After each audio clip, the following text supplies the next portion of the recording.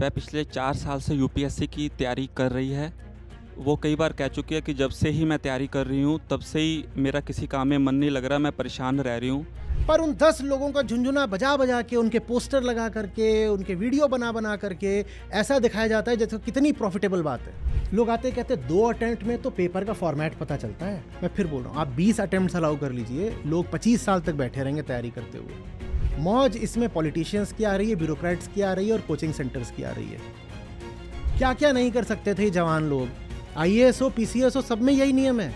IAS हो गए तो होम स्टेट नहीं मिलता, पीसीएस हो तो होम टाउन नहीं मिलता, अपवादों को छोड़ के। आचार्य जी, इसमें मेरे को गुरुजी का नहीं समझ आ रहा। बाबा जी के मन में मतलब उन्होंने कुछ लोगों पे वचन किए थे, वो सभी लोग तैयारी कर रहे हैं और जल्दबाजी में तैयारी कर रहे हैं और किसी का नहीं होने वाला। मैं अच्छे से जानता हूँ, 3-4 को मैं देख चुका हूँ। गुरुजी का मन समझा दीजिए।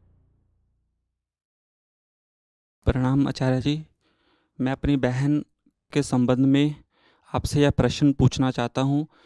वह पिछले 4 साल से यूपीएससी की तैयारी कर रही है और पिछले 4 साल से ही मानसिक अवसाद का से परेशान भी है। वो कई बार कह चुकी है कि जब से ही मैं तैयारी कर रही हूँ तब से ही मेरा किसी काम में मन नहीं लग रहा, मैं परेशान रह रही हूँ। और उससे पहले वो सुखी थी, शांत थी, वो सारी शांति अब दूर हो चुकी है। यूपीएससी की तैयारी इसलिए कर रही है क्योंकि जिस गुरु को वो मानती है, जिस गुरु से वो संबंधित है, उन्होंने ही उन्हें ये वचन किया था कि आप उपलब्धियां हासिल करिए, तो उसी के ही कारण वो तैयारी कर रही है। अब मैंने उसको दिल्ली भी बुलाया अपने पास, तो पहले दिन से ही मेरे को पता लग गया कि वो उसका मन तो लग ही नहीं रहा बिल्कुल पढ़ाई में, बार-बार उसका मन भटक रहा था कई दिशा में। तो मैंने उसको उपनिषदों की जो श्लोक के बारे में वो भी उसको बताया, पर उसने कहा कि इससे कुछ नहीं होने वाला। तो उसमें आचार्य जी, मैं यही समझना चाहता हूँ कि वो मतलब क्यों यूपीएससी की तैयारी कर रही है, वो छोड़ क्यों नहीं पा रही। जितना मैं समझ पाया हूँ कि वो बार-बार उसके मन में यही आ रहा है कि अगर वो तैयारी बीच में छोड़ देगी तो कहीं न कहीं वो अपने आप को ही दोषी पा रही है कि मैं गुरु की जो आज्ञा पालन मैं नहीं उसको कर पाऊँगी ठीक से। तो इसमें आचार्य उसका किसी काम में मन नहीं लग रहा। थोड़ा-सा मतलब दिन में जैसे 1-2 घंटा वो पढ़ लेती है, फिर घर के काम तो ऐसे ही जा रहा है। 4-5 अटेम्प्ट दे चुकी है और वो कह रही है 10 अटेम्प्ट ही मेरे पास और होंगे, मैं दूँगी। क्योंकि उसके माइंड में गुरुजी यूपीएससी की तैयारी करवा रहे हैं। गुरुजी किसी कोचिंग में कोई स्टेक है क्या?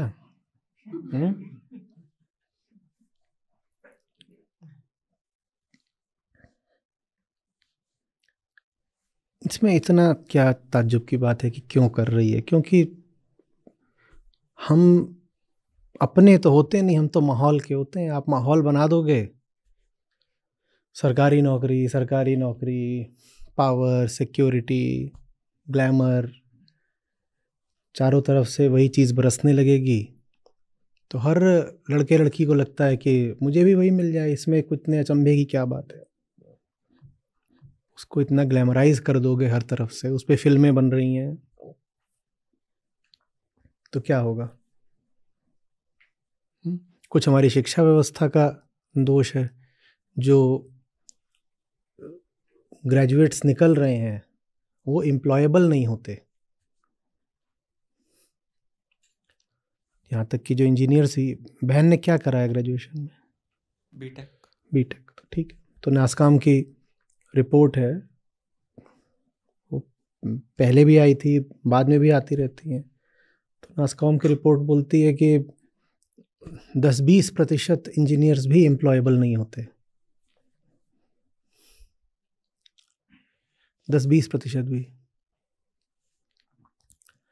तो उनको नौकरियां मिलती नहीं हैं, और अगर मिलती हैं तो बहुत कम पैसे की मिलती हैं, उतने ही पैसे की मिलती हैं जितनी उनकी योग्यता है। योग्यता है नहीं, एम्प्लॉयबिलिटी उनकी है नहीं, क्योंकि जो पूरा करिकुलम रहा है वो इस लायक रहा ही नहीं है कि वो पढ़ करके 4 साल बीटेक करके किसी इंडस्ट्री में कोई सार्थक, यूज़फुल, प्रोडक्टिव काम कर सके। तो कोई किस बात के पैसे देगा? कोई किस बात के पैसे देगा? इसको लोग बोल देते हैं कि एक्सप्लॉइटेशन होता है प्राइवेट सेक्टर में।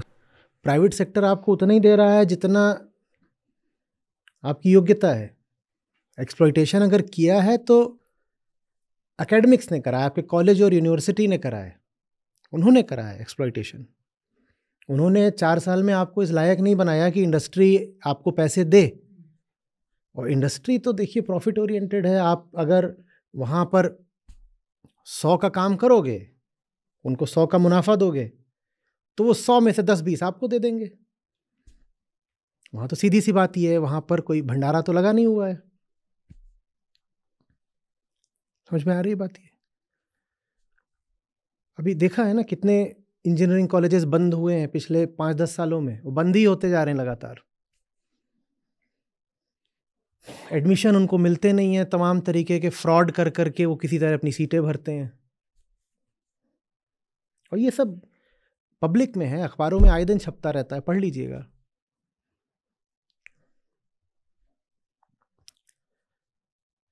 तो फिर वो जो कैंडिडेट निकलता है वो कहता है कि मैं प्राइवेट सेक्टर में नौकरी करूं, मुझे 8-10 हज़ार मिलेगा या 10-15 हज़ार मिल जाएगा, आता जाता मुझे कुछ है नहीं। बेइज्जती और होती है।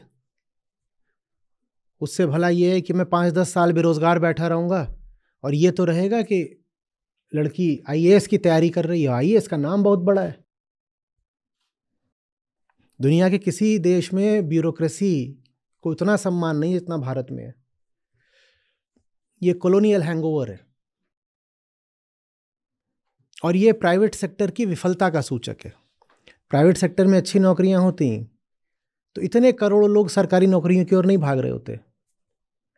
और मज़ेदार बात यह है कि प्राइवेट सेक्टर को पनपने भी इसीलिए नहीं दिया जाता ब्यूरोक्रेसी के द्वारा, क्योंकि प्राइवेट सेक्टर अगर पनप गया तो ब्यूरोक्रेसी की इज्जत कम हो जाएगी। मेरा बैच था, 99 की बात कर रहा हूँ, आईआईटी दिल्ली का बैच। तो 90 के पूरे दशक में यूपीएससी की टॉप 50 रैंक्स में कुछ नहीं तो 10 से 20-25 आईआईटीएन रहते होंगे। इससे ज़्यादा होते हो तो होते हो, 10 से कम तो कभी ना हो। टॉप 10 में ही 3-4-5 आईआईटीएन होते थे। कुछ एक साल तो ऐसे गए हैं कि टॉप 5 रैंक में से 3 या 4 आईआईटी वाले। ये सब 90 के दशक में चलता रहता था। लेकिन 90 का दशक खत्म होते होते 99 का मेरा दशक आया जब, तो पहली बात तो हमारे कैंपस से बहुत कम लोगों ने यूपीएससी का फॉर्म भरा और कुल 2 लोगों का उसमें सिलेक्शन हुआ था, जिसमें एक मैं था। ये बहुत एक विचित्र बात थी, क्योंकि कैंपस से पूरी एक गाड़ी सेलेक्ट होकर के जाती थी लवासना, जो आईएएस ट्रेनिंग एकेडमी है। मेरे साल में सिर्फ 2 लोगों का सिलेक्शन हुआ फाइनल। क्यों? क्योंकि लिबरलाइजेशन के बाद से, इकोनॉमी के 91 में खुलने के बाद से हम देख रहे थे, हम सोच रहे थे कि ब्यूरोक्रेसी को जो ये ओवरसाइज्ड इज्जत और इम्पोर्टेंस मिला हुआ है ये हटेगा। और ऐसे लक्षण भी आ रहे थे कि अब प्राइवेट सेक्टर आगे बढ़ेगा और ज़बरदस्ती ही भारत में ब्यूरोक्रेसी इतना सर चढ़ के बैठी है, इतना इनका महत्व नहीं रह जाएगा। मेरी भी यही उम्मीद थी कि ये ब्यूरोक्रेसी वाला मामला कुछ पर ऐसा हुआ नहीं। शताब्दी बदल गई, हम वर्तमान शताब्दी में आ गए, लेकिन ब्यूरोक्रेसी का महत्व कम होने की जगह मैं देख रहा हूं और बढ़ता ही जा रहा है। ब्यूरोक्रेसी का नहीं बढ़ रहा है, यूपीएससी सिलेक्शन का बढ़ रहा है। वो बहुत ज़बरदस्त तरीके से ग्लैमराइज हो गया है और इसके पीछे बहुत बड़ा जो एक रोल है वो कोचिंग इंडस्ट्री का भी है। ये अरबों की इंडस्ट्री है और यूपीएससी की उतनी बड़ी नहीं है जितनी बड़ी आईआईटी की है, पर यूपीएससी की भी खासी बड़ी है। ये सब आंकड़े भी पब्लिक डोमेन में, आप देख लीजिएगा। अब अगर उस इंडस्ट्री को फलना फूलना है तो उन्हें अपने ग्राहक तैयार करने पड़ेंगे ना। बिना ग्राहक के कौन सा उद्योग चलता है? और ग्राहक तैयार हो इसके लिए आईएएस को ग्लैमराइज करना बहुत ज़रूरी हो जाता है। पर कोचिंग इंडस्ट्री ग्लैमराइज करे तरीके तरीके से, वो तो समझ में आता है। गुरुजी ने ग्लैमराइज किया ये नहीं समझ में आया मुझे। जो भी होगा गुरुजी का मालूम नहीं। गुरुजी ने शायद अपनी जवानी में बहुत सारे अटेम्प्ट दिए हों। तो यही सब चल रहा है। इसके बहुत तरह के कारण हैं, बहुत तरह के इसके कारण हैं। प्राइवेट सेक्टर को एनफीबल करना, कमज़ोर करना बहुत ज़रूरी है। जो व्यक्ति ब्यूरोक्रेट बनकर बैठ गया है उसका अहंकार भी बहुत बड़ा हो जाता है। उसको अच्छा नहीं लगता कि प्राइवेट सेक्टर का सीईओ उससे ज़्यादा सम्मान वगैरह पा रहा है। पैसा तो सीईओ प्राइवेट वाला ज़्यादा पाता ही है, इज्जत भी ज़्यादा पाने लग जाए तो जो पुरानी अंग्रेज़ी कॉलोनियल मानसिकता है हमारी ब्यूरोक्रेसी की, उसको चोट लगती है। तो दुनिया में मैं कह रहा हूँ बहुत कम देश बचे हैं जहाँ ब्यूरोक्रेसी इतनी छाई हुई जितनी भारत में।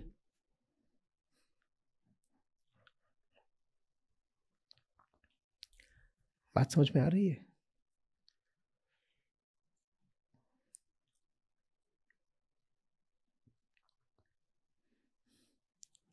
एक और उसका जो संबंधित पक्ष है वो बेरोजगारी का है।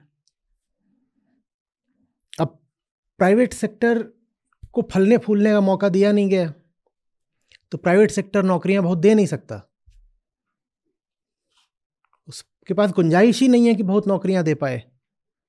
वो देना चाहे भी तो मैंने कहा एम्प्लॉयबिलिटी की समस्या है। बहुत बार ऐसा होता है कि वैकेंसीज होती हैं प्राइवेट में पर उन वैकेंसीज को भरने लायक लड़के लड़कियां नहीं मिलते। ठीक वैसे जैसे सरकार के पास भी वैकेंसीज हैं, आर्मी में हैं, एयरफोर्स में हैं, पर वो पद खाली पड़े हैं क्योंकि इस लायक लड़के लड़कियां नहीं हैं कि उन वैकेंसीज को भरा जा सके। तो बेरोजगारी। अब अगर वो लड़का बेरोजगार बैठा रहेगा 10 साल, मान लो 22 की उम्र से 32 की उम्र तक, तो वो दंगे कर देगा, वो बहुत फसाद मचाएगा।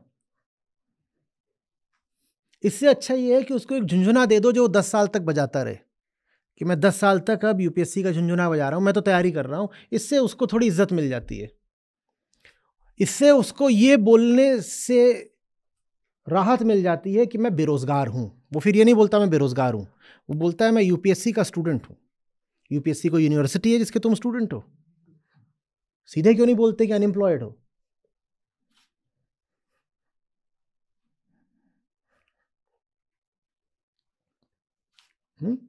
University public service commission, UPSC. Student क्या होता है? तुम एप्लीकेंट हो भाई। पर खूब सुनते हो ना, अब मैं यूपीएससी का स्टूडेंट हूं। बात क्या है? बस ये कि बेरोजगार हो।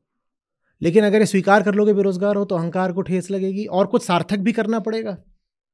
तो सरकार भी चाहती है कि सारी युवा शक्ति बस सरकारी नौकरी की कोशिश में लगी रहे।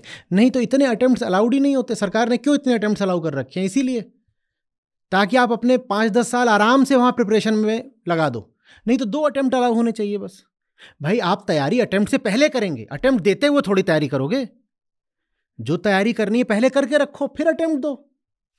2 अटेम्प्ट पर्याप्त होने चाहिए। पर सरकार 5-10 और पता नहीं कितने कितने अटेम्प्ट अलाउड है। डिपेंड करता है कि आप किस वर्ग से आ रहे हैं। सरकार के लिए भी अच्छा है। नहीं तो ये लड़के सब सड़कों पे निकल आएंगे, रोजगार मांगेंगे। कहाँ है रोजगार?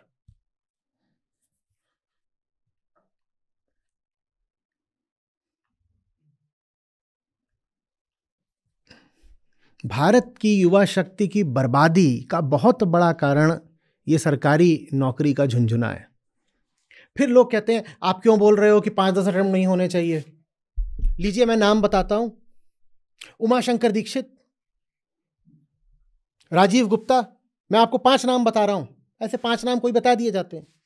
इन सब का एक का 5वें अटेम्प्ट में हुआ था, एक का 27वें अटेम्प्ट में हुआ था, एक ने 153 अटेम्प्ट दिए थे। इनका हुआ ना। और जब किसी का 27वें अटेम्प्ट में हो सकता है तो उम्मीद बाकी रखनी चाहिए। यही वजह है कि कोचिंग इंडस्ट्री और मोटिवेशन इंडस्ट्री ये एक हो चुके हैं। जितने कोचिंग उस्ताद हैं इन सबको आप मोटिवेशन देता भी पाओगे। ताकि झुंझुना बजता रहे। भाई किसी भी बात का, बेसिक एजुकेशन की बात है, बेसिक लॉजिक की बात है, किसी भी चीज की उपयोगिता या अनुपयोगिता का फैसला एग्रीगेट लेवल पर करा जाता है, इंडिविजुअल लेवल पर नहीं। मतलब नहीं समझ में आ रहा? बताता हूं। 10,000 लोगों ने कोई परीक्षा दी, 10,000 लोगों ने। मैं ये देखूंगा ना कि इन 10,000 लोगों को एवरेज बेनिफिट कितना हुआ, या मैं ये देखूं कि इन 10,000 में से 10 लोगों को बेनिफिट कितना हुआ।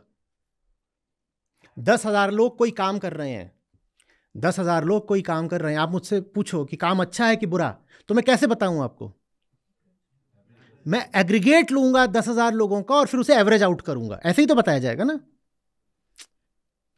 ऐसे ही तो बताया जाएगा ना। तो 10,000 लोगों ने अगर परीक्षा दी, उसमें से 10 का चयन हुआ, तो उसमें एवरेज प्रॉफिटेबिलिटी कितनी है? फिर जीरो नहीं, निगेटिव है, क्योंकि श्रम समय तो सब 10,000 लोगों को लगा है, पर उन 10 लोगों का झुंझुना बजा बजा के, उनके पोस्टर लगा करके, उनके वीडियो बना बना करके ऐसा दिखाया जाता है जैसे कितनी प्रॉफिटेबल बात है। बेसिक स्टैटिस्टिक्स नहीं आती, मीडियन निकालना नहीं आता, वेटेड एवरेज निकालना नहीं आता। क्या समस्या है? बीटेक करे बैठे हो, यूपीएससी की तैयारी कर रहे हो, और प्रॉफिट और लॉस कैलकुलेट करना नहीं आता। 10,000 लोगों ने कहीं इन्वेस्ट करा और उसमें से 10 को फायदा हुआ, 9,990 लुट गए। तो बताओ एग्रीगेट लेवल पर यह एक्टिविटी पूरे देश के लिए फायदे की है, नुकसान की है? It's a huge national drain. देश के 10,000 लोग बर्बाद हुए, 10 को फायदा हुआ। ये नेशनल ड्रेन है कि नहीं? और ये नेशनल ड्रेन रोका जा सकता है, बस इतना कर दो, इतने अटेम्प्ट्स अलाउ मत करो। तुम अभी बढ़ा के 20 अटेम्प्ट्स अलाउ कर दो ना, तुम्हें 50-50 साल वाले भी वहीं बैठे मिलेंगे कि तैयारी कर रहे हैं अभी। तुम जितने अटेम्प्ट्स दोगे वो छोड़ के ही नहीं भागेगा आशा अपनी। 2 अटेम्प्ट्स पर्याप्त है। और क्यों नहीं होने चाहिए पर्याप्त, बताओ तो। लोग आते कहते 2 अटेम्प्ट में तो पेपर का फॉर्मेट पता चलता है। तुम कौन सी जगह से आए हो जहां तुम्हें फॉर्मेट एग्जाम से पहले नहीं पता था? मैं फिर बोल रहा हूं, आप 20 अटेम्प्ट्स अलाउ कर लीजिए, लोग 25 साल तक बैठे रहेंगे तैयारी करते हुए। और भारत की युवा शक्ति का इससे बड़ा क्षय दूसरा नहीं हो सकता। मौज इसमें पॉलिटिशियंस की आ रही है, ब्यूरोक्रेट्स की आ रही है, और कोचिंग सेंटर्स की आ रही है। क्या क्या नहीं कर सकते थे जवान लोग अगर इन्होंने कहा होता कि हम तोड़ेंगे पहाड़, हम बनाएंगे अपने लिए नए रास्ते, हम कुछ करेंगे, देखते हैं क्या कर सकते हैं। पर जवान हैं, निकालेंगे कोई रास्ता। हमारे पास बुद्धि भी है, शक्ति भी है, करते हैं जो कर सकते हैं। पैसा नहीं है कोई बात नहीं, उस एक रिसोर्स की कमी है, पर हमारे पास उत्साह है, ऊर्जा है और बुद्धि है। हमें प्रयास करने दो। 10 साल में तो बहुत कुछ हो जाता, और अगर प्रयास करा होता कुछ अपना करने का तो 10 साल में सफलता सिर्फ 10 को नहीं मिलती। जब आप यूपीएससी में 10,000 लोग तैयारी करते हैं तो सफलता मिलती है 10 को। पर अगर ये 10,000 लोग सब लग करके अपनी जिंदगी में कुछ अच्छा करना चाहें, खुद अपना क्रिएटिव कुछ, तो 10,000 में से कम 2-4 हज़ार को सफलता मिल जाएगी।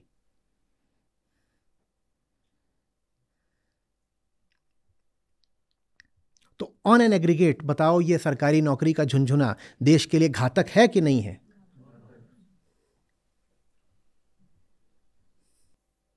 फिर लाचारी के तर्क आ जाते हैं, नहीं हम ये ना करें तो क्या करें? ढूंढो, तलाशो, और अगर कुछ नहीं मिल रहा तो सृजन करो, बनाओ। कितनी नौकरियां होती हैं जो स्किल बेस्ड होती हैं, जहां तुम अगर स्किल डेवलप कर लो, और स्किल डेवलपमेंट के कोर्सेज आते हैं, तुम वो कोर्स कर लो 6 महीने का, 1 साल का, तुम्हें नौकरी मिल जाएगी। तुम क्यों नहीं कर रहे? वो क्यों नहीं कर रहे हो तुम?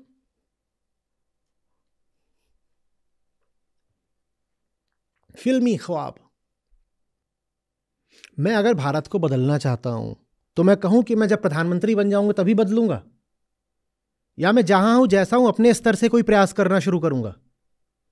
तो ये कौन सा तुक होता है कि मेरा जिला पिछड़ा हुआ है और मैं अपने जिले की हालत बदलना चाहता हूं, तो मैं आईएएस बन के आऊंगा तब अपने जिले की हालत बदलूंगा? ये कोई तर्क है? ये कोई तर्क है?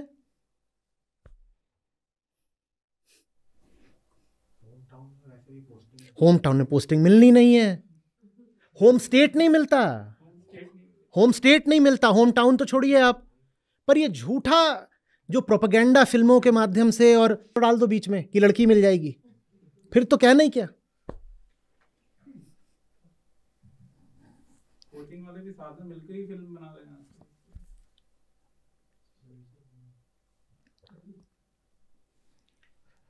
मैं तो वही पूछूंगा ना, उन्होंने बनाई तो बनाई, तुमने देखी क्यों?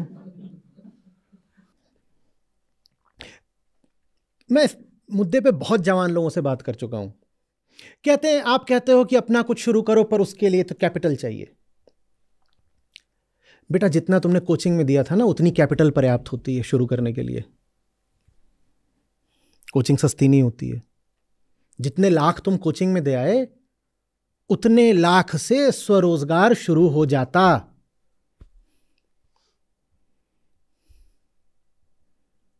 और थोड़ी शुरुआत करो तो फिर और लोग भी मिल जाते हैं जो पैसा लगाने को तैयार हो जाते हैं।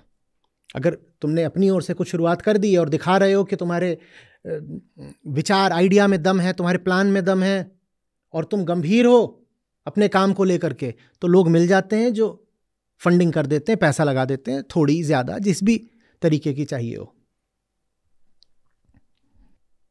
सब खुश हैं, सरकार खुश, ब्यूरोक्रेसी खुश, कोचिंग खुश, जो यूपीएससी के स्टूडेंट्स हैं उनके घर वाले खुश, लड़का कंपटीशन की तैयारी कर रहा है, सब खुश हैं। बस भारत की युवा शक्ति बर्बाद हो रही है, खुश सब हैं। ये कहाँ का तर्क है? सर्विस कौन सी मिलेगी ये नहीं पता होता, किसको पक्का भरोसा है कि टॉप 100 में ही रैंक आएगी, स्टेट कौन सा मिलेगा ये नहीं पता होता, पोस्टिंग क्या मिलेगी ये नहीं पता होता, और तर्क दे रहे हैं कि मैं अपने गांव की हालत ठीक करूंगा। और तुमको पोस्टल सर्विस मिल गई तो, तुमको ऑडिटेड अकाउंट सर्विस मिल गई तो, तुमको इंफॉर्मेशन सर्विस मिल गई तो, उससे तुम गांव का हालत का क्या उसका रिश्ता है? तुम्हें रेलवेज मिल गया, उस रेलवेज का तुम्हारे गांव से क्या रिश्ता है? तुम हो यूपी के रहने वाले, तुम्हें तेलंगाना मिल गया, तुम गांव कहां से अपना ठीक कर लोगे? लिखते भी है यूपीएससी, थोड़ी लिखते हैं, आईएएस लिखते हैं, जैसे वो आईएएस का एग्जाम हो। IAS is just one of the services भाई, वहां 2 दर्जन और भी हैं सर्विसेज। और मुझे नहीं मालूम अब आईएएस में कितनी सीट्स हैं, पर जब मैंने दिया था तो 25 सीट थी मुश्किल से जनरल कैटेगरी में, अब शायद 100 हो गई हैं। कितनी जनरल में किस रैंक तक मिल जाता है आईएएस? 70 वगैरह तक। ऐसे लिखते हैं जैसे कि जो लोग एग्जाम क्लियर करेंगे सबको आईएएस मिल जाएगा।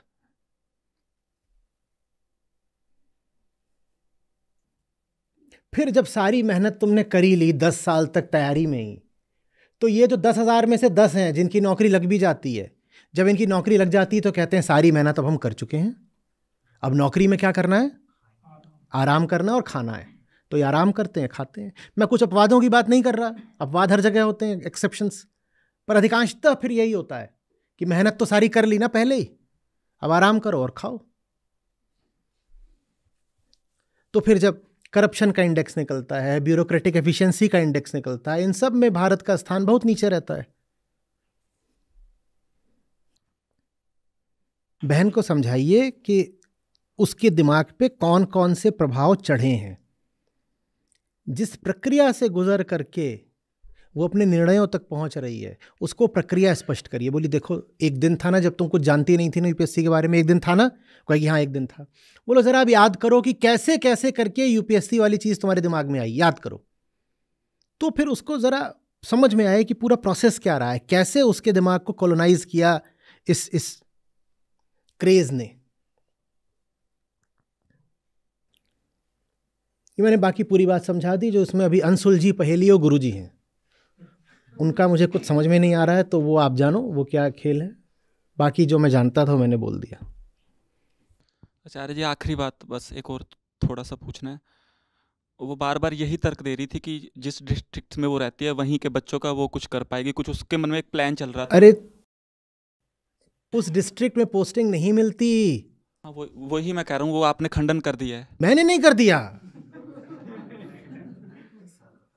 मैंने थोड़ी कर दिया, ये भारत सरकार के नियम है और राज्य सरकारों के नियम है। आईएएस हो, पीसीएस हो, सब में यही नियम है। आईएएस हो गए तो होम स्टेट नहीं मिलता, पीसीएस हो तो होम टाउन नहीं मिलता, अपवादों को छोड़ के कुछ नहीं मिलता। आचार्य जी, इसमें मेरे को गुरु जी का नहीं समझ आ रहा। बाबा जी के मन में, मतलब उन्होंने कुछ लोगों पे वचन किए थे, वो सभी लोग तैयारी कर रहे हैं और जल्दबाजी में तैयारी कर रहे हैं और किसी का नहीं होने वाला। मैं अच्छे से जानता हूँ, 3-4 को मैं देख चुका हूँ। गुरु जी का मन समझा दीजिए मुझे। मैं कुछ नहीं, इसमें क्या बोलूँ, मैं गुरु जी को मैं थोड़ी जानता हूँ, मैं क्या समझा दूँ उनका मन, कुछ होगा उनका।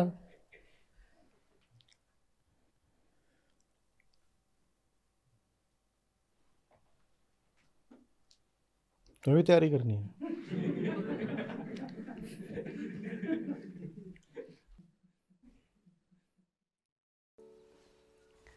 दृष्टि बुद्धि मन में ही काम आश्रय पाता है, काम ही के अधीन हो ज्ञान ढक सा जाता है। दृष्टि बुद्धि मन में ही काम आश्रय पाता है, काम ही के अधीन हो ज्ञान ढक सा जाता है। देखते हो काम से ना जान कुछ भी पाओगे, ध्यान दो संयम करो तो सत्व मुक्ति पाओगे। देखते हो काम से ना जान कुछ भी पाओगे, ध्यान दो संयम करो तो सत्व मुक्ति पाओगे। नमस्कार, मेरा नाम राजेश है और मैं एक सोशल एंटरप्राइजेस में काम करता हूँ और मैं गीता जी से पिछले वर्ष भी जुड़ा था, पर मैं आचार्य जी को जून 2020 से सुन रहा हूँ। मेरी सीख ये है कि जानना है, जानने से वो सब कुछ हो जाता है जो हमारे लिए कल्याणकारी है, वो स्वतः ही हो जाता है और जानना मुख्य है। यही मेरी सीख है। ज्ञान के प्रकाश में अंधे कर्म सब त्याग दो, निराश हो निर्मम बनो, ताप रहित बस युद्ध हो। धन्यवाद।